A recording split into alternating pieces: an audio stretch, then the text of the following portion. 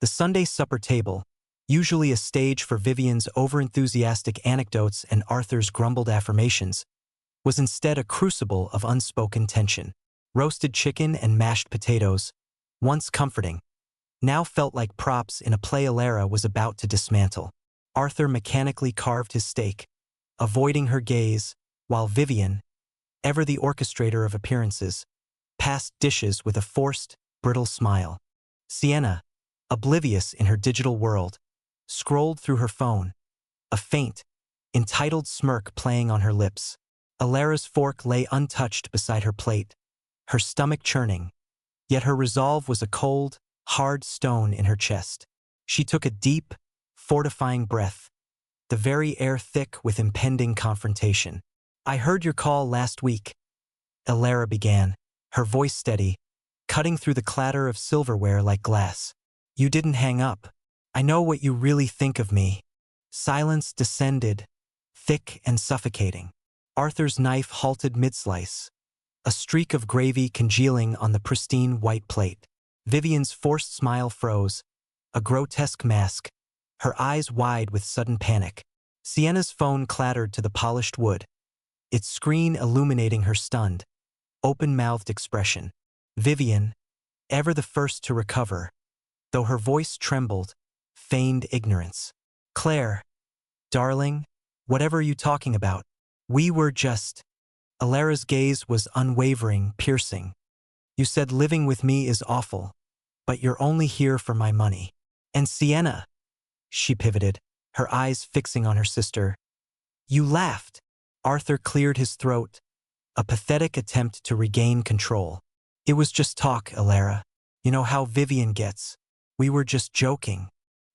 His eyes darted away, unable to meet hers. Vivian quickly echoed, "Yes, darling, we were joking. You know we love you." Their hollow, rehearsed lines, devoid of genuine emotion, only solidified Elara's conviction. She turned to Sienna, the architect of her own financial drain. "And the thousands transferred to your business without my consent? Care to explain that, Sienna?" Panic flashed across Vivian's pale face, and Arthur's jaw tightened. Vivian mumbled, "But, Elara, we're family. We thought you'd want to help." Elara cut her off, the blatant lie an insult to her intelligence. "No, you thought you could exploit. You thought you could take endlessly without consequence." Sienna, always entitled, always quick to deflect, finally lashed out.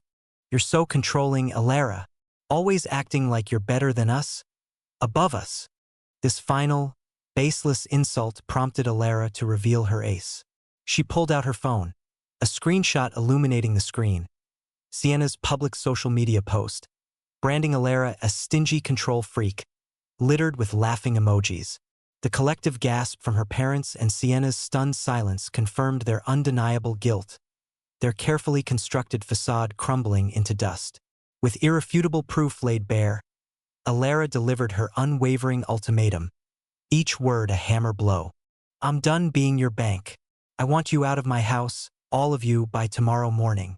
Your belongings will be on the curb if they're not gone."